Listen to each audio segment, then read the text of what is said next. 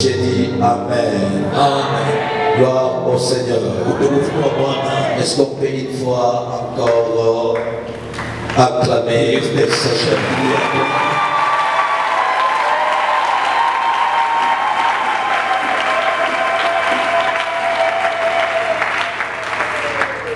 Je dis un grand merci au Saint-Esprit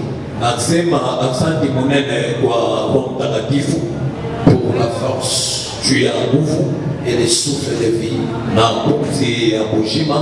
accordé ce matin. Je dis un grand merci à notre Père, l'apôtre Ali, ainsi que notre maman, à qui je dis merci de nous avoir accordé la grâce de nous tenir au devant de vous afin d'apporter la parole. Nous ne sommes pas spéciaux que les autres. Ce n'est que la grâce de Dieu. Et Dieu a voulu que ce matin nous soyons là. J'ai dit encore merci à toute l'Assemblée, à tous les pasteurs, à tous les collèges des anciens. Je dis merci beaucoup pour la confiance. Je dis ceci, la chair et les chairs, on ne la donne pas à n'importe qui. Lorsque notre Père dit, il s'est décidé de nous céder sa chair. Ça veut dire c'est un père qui voit loin et qui voit ce qui est à l'intérieur.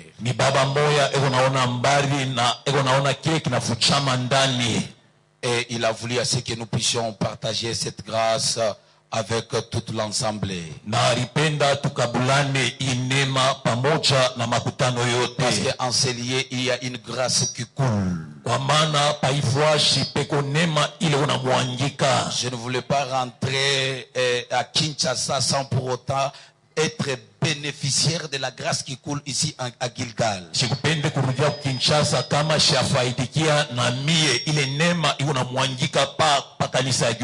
être aussi bénéficiaire de cette grâce. Si tu es d'accord avec moi, donne-moi un bon amen. Alléluia. Amina. Que Dieu nous bénisse abondamment. Les lecteurs de la Bible, aide-moi à lire en Roi chapitre 18, commencez juste au 19e verset, parce que je parle tellement beaucoup, j'ai mes minutes un peu programmées, et puis je vais parler par rapport au message de ce matin. En Roi chapitre 18, nous lirons à partir du 19e verset. 1 Roi chapitre 18, nous lisons le verset 19. Fais maintenant rassembler tout Israël auprès de moi, à la montagne du Carmel, et aussi les 450 prophètes de Baal et les 400 prophètes d'Astarté qui mangent à la table de Jézabel. Akab envoya des messagers vers tous les enfants d'Israël, et il rassembla les prophètes à la montagne du Carmel.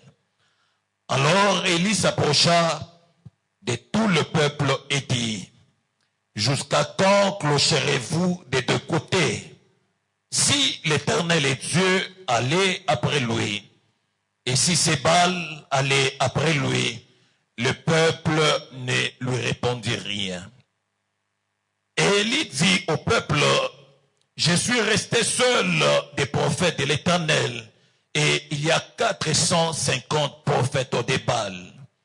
Et l'on nous donne 2 taureaux, qu'ils choisissent pour eux l'un des taureaux, qu'ils le coupent par morceaux et qu'ils placent sur le bois sans y mettre les feux. Et moi, je préparerai l'autre taureau et je le placerai sur les bois sans y mettre les feux.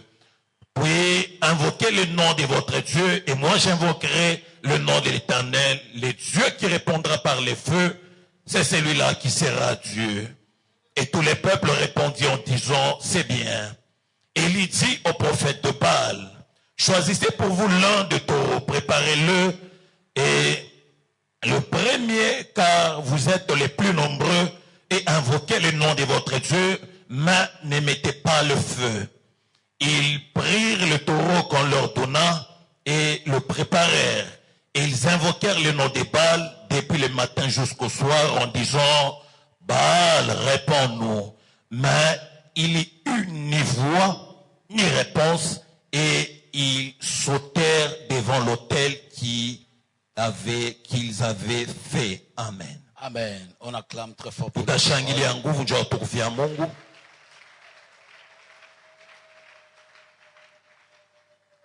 Ok. Ndio. Avant de donner le thème de ce matin, Mwanza kuleta kishina ya asubuhi ya leo. j'ai oublié de dire quelque chose. Bili sababu kusema kitu moya. Je suis marié. Bishakoa. Je suis le père de 2 enfants. Niko baba wa batoto bawili. Je suis natif de Lubumbashi.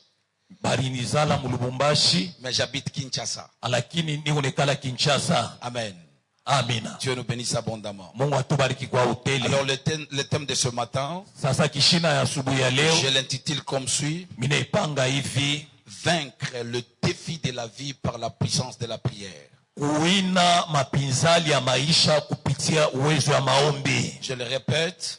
Nasema tena. Je dis vaincre les défis de la vie par la puissance de la prière. Kuwina mamambo yote ya maisha kupitia uwezo ya maombi. Et ce matin, je suis convaincu que tu vaincras tous les défis de ta vie par la puissance de la prière. Na asubuhi ya leo niko na hakikisho ya kusema utawina mamambo yote ya maisha yako kupitia uwezo ya maombi. Et nous devons savoir que le monde dans lequel nous vivons, c'est un monde de défis.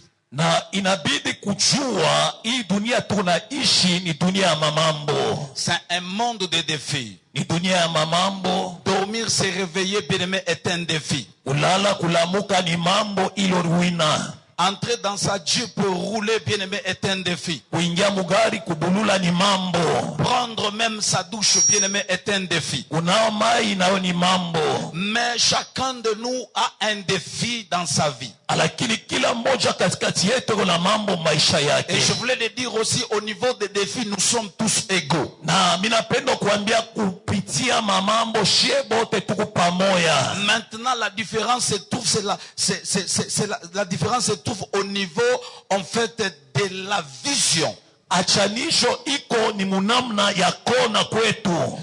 C'est au niveau de la vision. Ni munamna ya kona. Il y a un défi au devant de ta vie. Kuko mambo yanashimamia maisha yako. Alors comment tu vois ces défis? Sasa ni namna kani unaona ile mambo ile mchokozi ile. Et ces défis là tu le vois comme si c'est un blocage qui va te bloquer ou bien tu vois comme si c'est une opportunité pour toi. Na ile mambo unakuchokoza unaona sasa ni kifungo kinakushimamia wala ni bati moya juu uende kumbele maisha yako. C'est là où se trouve la différence. Sofwa shipekwa achanisho.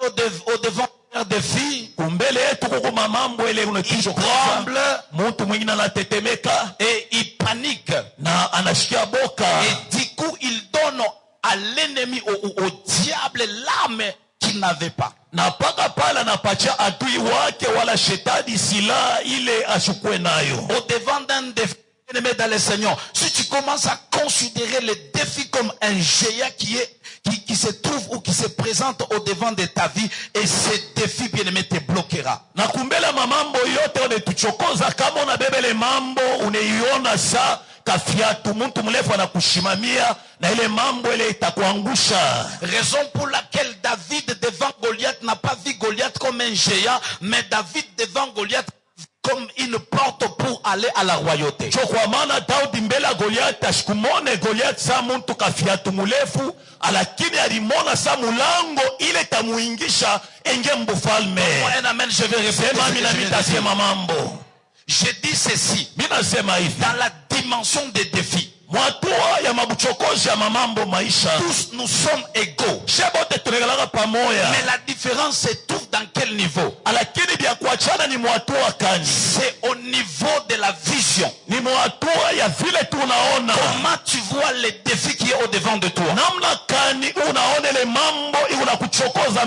Quand tu es stérile, tu n'enfantes pas. Est-ce que tu vois que tu vas mourir comme ça? Lorsque tu es chômeur et tu vois que tu vas rester comme ça sans emploi, tout dépend de ce que tu vois. Raison pour laquelle j'ai dit ceci.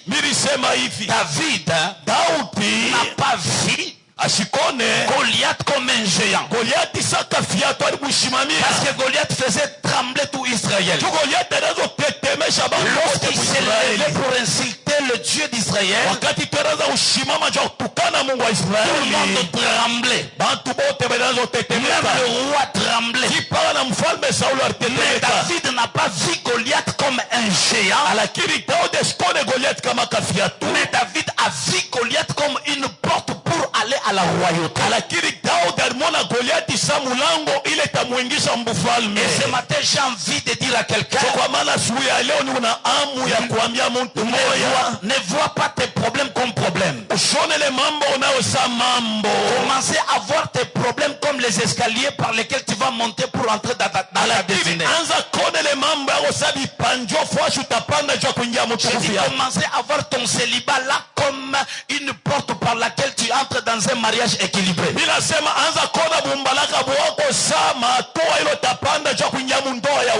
commencez à voir ton chômage comme une porte qui te poussera à créer tes propres entreprises. Apprenez à minimiser les problèmes. Lorsque tu considères ton problème comme un grand problème, il reste comme ça au devant de toi. Commence à minimiser le problème. Commence à te dire que c'est un petit défi. Dis à ton défi là, tu es comme une montagne. Devant Zorobabel, tu seras aplani. Tu seras aplani. Et ce matin je déclare dans la vie d'une personne, je dis ceci, le défi que tu es en train de considérer comme un blocage pour toi, et ce matin l'Éternel Dieu des armées transforme ce défi à une opportunité, à une ascension qui t'amène à ta destinée, qui t'amène à ta gloire. Donne-moi un amen que j'avance. Donne-moi un amen que j'avance. Alléluia. Bien, cette histoire d'Élie, c'est une histoire de contestation. L'histoire d'Élie et Akab, c'est une histoire de guerre. C'est une histoire de défi. Alors dans cette histoire, la Bible me dit, il y avait une contestation entre Élie et Akab. Parce que Élie avait pris pour femme Jézabel. Jézabel était la fille du roi de Sidon. Elle était comme une reine. Et lorsque Akab a pris Jézabel comme femme, et la Bible dit ceci, Jézabel a entraîné Akab à adorer les autres dieux. Jézabel a entraîné Akab à commencer à faire des statues pour d'autres divinités. Jézabel c'est aussi Akab a commencé à faire tuer le prophète. Je lève ma main droite ce matin sous l'onction de mon père Dieu de cet hôtel. Je dis ceci, Jézabel, tu sèmes la terreur dans ta vie, dans cette communauté, dans cette église. Laisse que le Dieu de Ali commence à opérer afin de semer la confusion dans leur cœur, et que cette terreur puisse s'arrêter. Donne-moi un amen amen que j'avance. Donne-moi un amen que j'avance. Alors pendant ce moment que Jézabel est en train de tuer les prophètes ainsi que le roi Akab. Et l'Éternel avait demandé à Élie de se cacher. Élie s'est caché pendant un moment. Après un moment, Dieu lui a demandé de sortir. Et Élie en sortant, la Bible déclare, Akab a vu Élie. Akab dit à Élie, c'est toi qui trouble Israël. C'est toi qui sèmes les troubles en Israël. J'aime la réponse d'Élie. Élie a dit, ce n'est pas moi qui trouble Israël. Plutôt c'est toi, Akab, ainsi que ta maison et ta femme Jézabel. Parce que vous avez abandonné le véritable Dieu. Parce que vous avez abandonné les principes de Dieu. Vous êtes dirigé donc auprès des autres dieux. Alors Élie leur a dit, si tel est le cas, alors rassemblez-moi tous les prophètes de Baal et d'Astarté, montons à la montagne de Carmel. Et du haut de la montagne de Carmel, là nous allons prier. Le Dieu qui répondra par le feu, c'est celui qui sera Dieu. Et c'est celui le Dieu véritable. La Bible déclare, Akab rassembla tous les prophètes de Baal et d'Astarté. La Bible dit ils montèrent à la montagne, du haut de la montagne de Carmel. Ils étaient 450 de Baal, 450 prophètes de Baal ainsi que 40 prophètes d'Astarté. Donc au total ils étaient au nombre de 850 prophètes.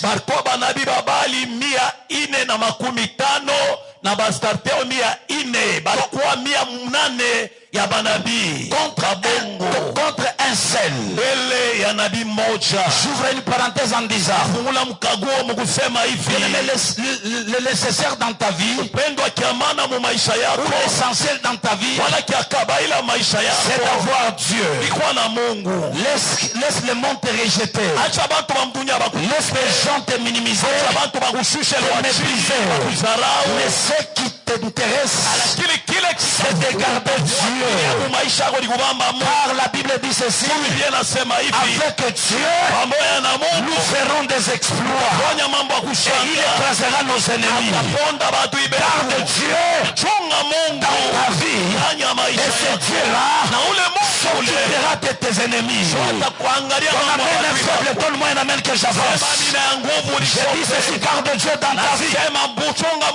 La Bible nous dit dans Acte 10:38.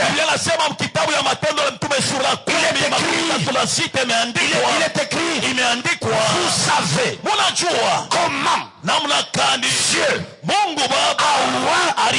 du Saint-Esprit et de force, Jésus de Nazareth, qui allait de lieu à lieu, faisant du bien et guérissait tous ceux qui étaient sous l'emprise du diable. Pourquoi? Parce que Dieu était avec lui.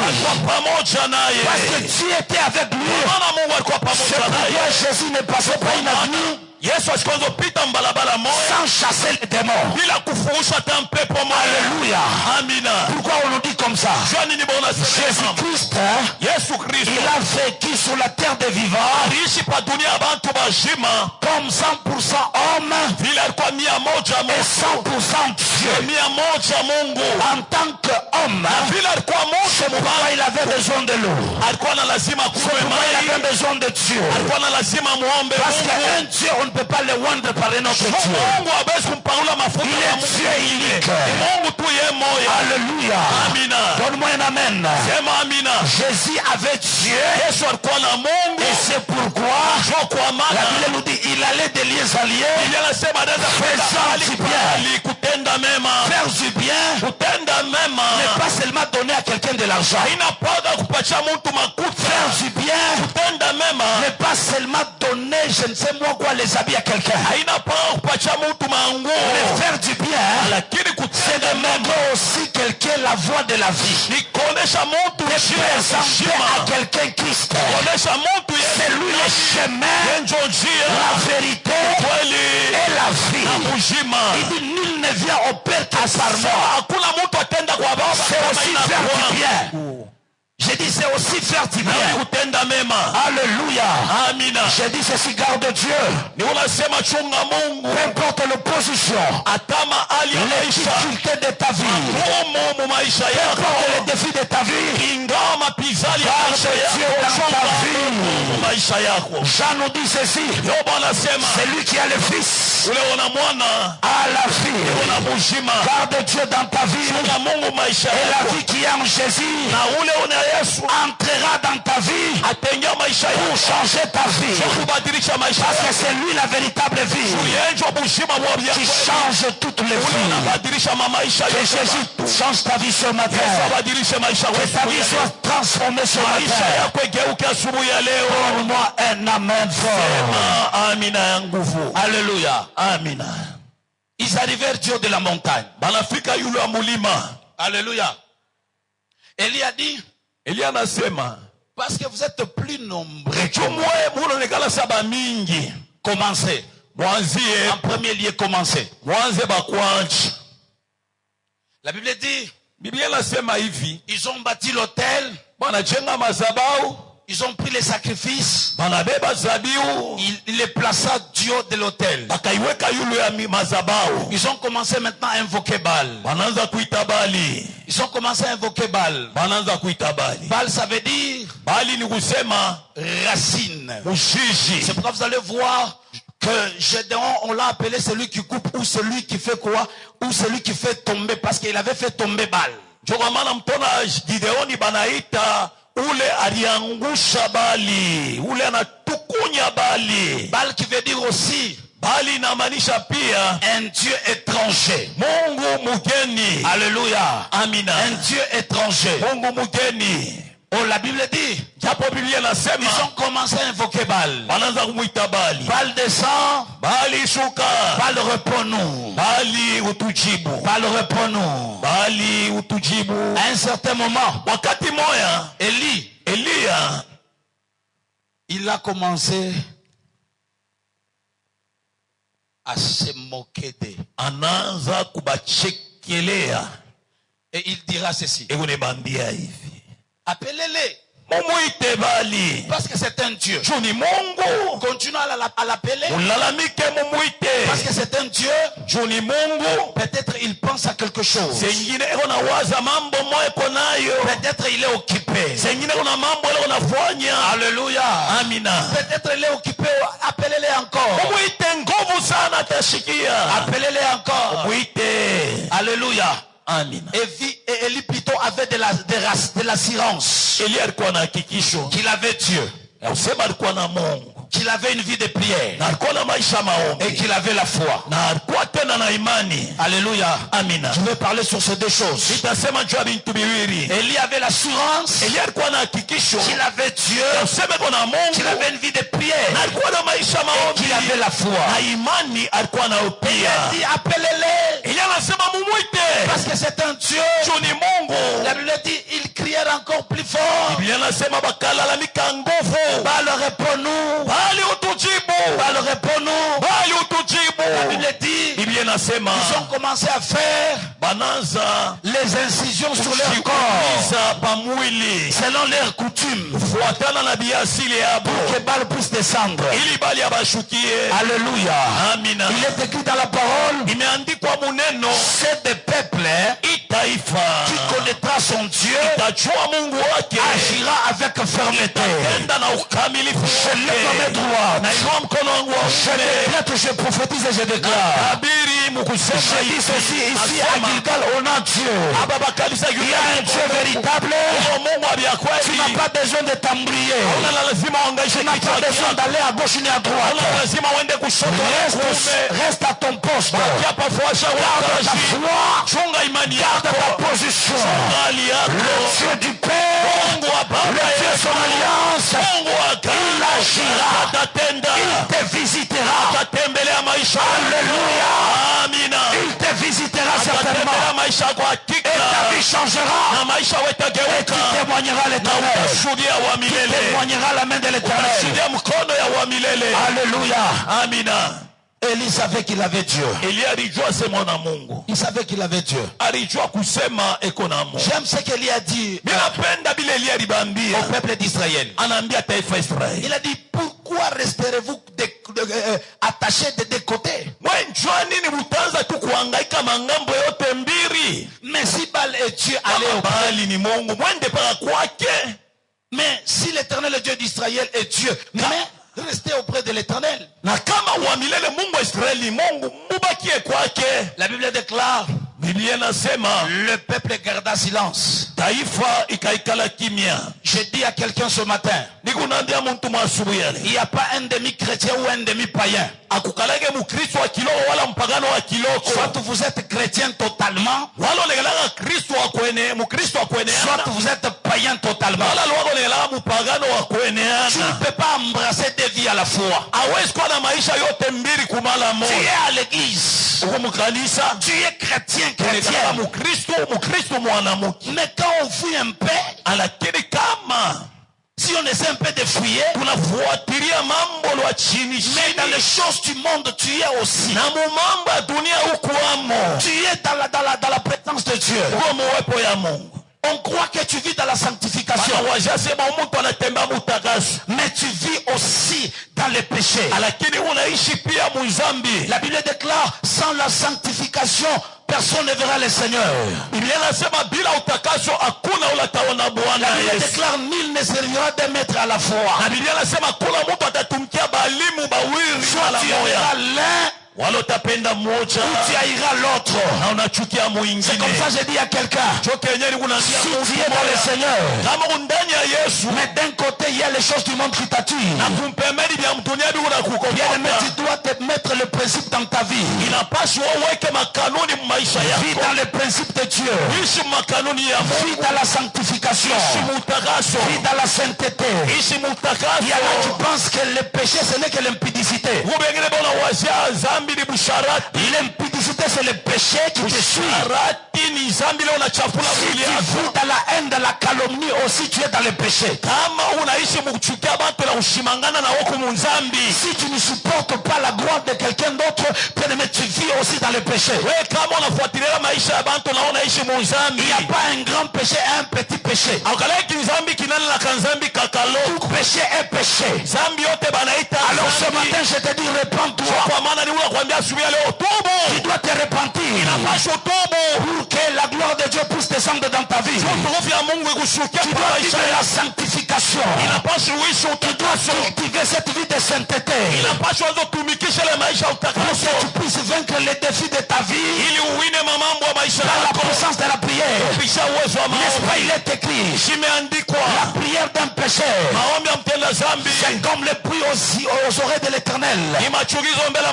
J'espérais que ta prière, tes prières à toi, soit une prière qui terrasse les œuvres du diable.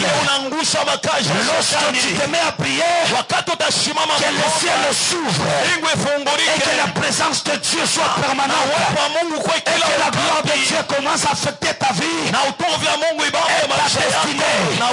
C'est comme ça que je dis ceci ce matin. Ne mélange pas Dieu avec les mensonges. Ne mélange pas Dieu avec l'escroquerie. Ne mélange pas Dieu avec l'impudicité. Ne mélange pas Dieu avec la sorcellerie. Ne mélange pas Dieu avec les fétiches. Si tu vis dans ces choses, j'ai dit tu dois te repentir. Tu dois voir le Père et avouer et te repentir pour que la gloire de Dieu te localise. vitalise. Donne-moi un amen. J'ai dit donne-moi un amen. Alléluia. Alléluia. Il y en a qui disent, comme Paul a dit, ce n'est plus moi qui vis, c'est Jésus qui vit à moi. C'est quand dans ta vie, il y a des problèmes, il y a des combats, il y a des difficultés. C'est là où maintenant tu prends cette parole. Ce n'est plus moi qui vis, c'est Jésus qui vit à moi. Écoute-moi bien aimé. Le Jésus qui vit en toi, c'est un Jésus qui bénit, qui restaure, qui élève, qui équilibre, qui fait asseoir les choses. Mais c'est le Jésus aussi qui exige la sainteté, qui exige la purité. Le même Paul qui a dit, ce n'est plus moi qui vis, c'est Jésus qui vit à moi. Il a dit ceci, tout ce que j'ai regardé comme quelque chose de grand ou d'importance dans ma vie, je les ai tous regardés comme une perte, comme la boue. Mais toi tu dis, ce n'est plus toi qui vis, c'est Jésus qui vit en toi. Le Jésus qui vit en toi, c'est un Jésus qui désire l'amour. C'est un Jésus qui te demande de retourner à la case du départ, de retourner au premier amour, l'amour que tu avais pour Dieu. C'est le Jésus qui te demande d'abandonner les mensonges, d'abandonner la haine, d'abandonner l'escroquerie. Il y en a qui escroquent, il y en a qui mentent, mais qui dit non, c'est la sagesse. Et ça nous coûte bien les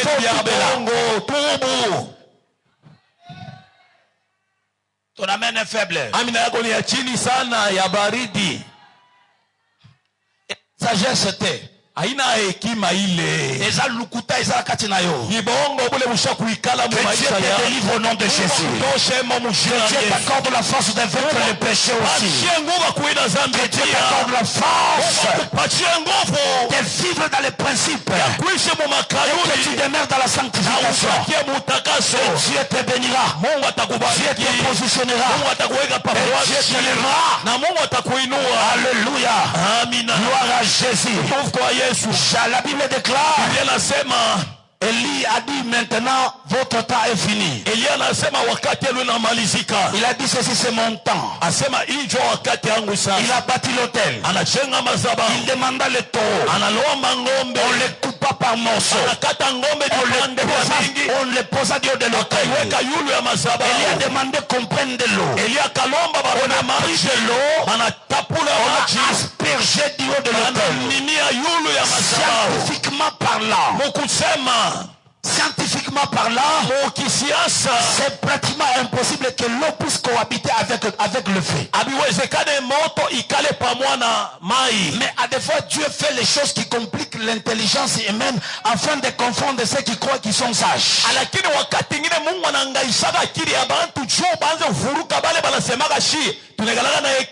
Alléluia. C'est ça la pédagogie de Jésus. C'est ça la manière d'enseigner de Jésus. Il a dit asperger de l'eau. Il aspergea de l'eau. Il a commencé à prier. Il a dit le Dieu d'Abraham, le Dieu d'Isaac et le Dieu de Jacob.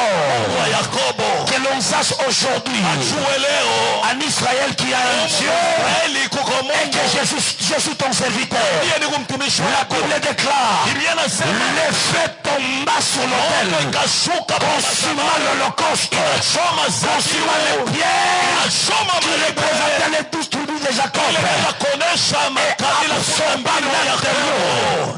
absorba même de l'eau qui était dans le fossé.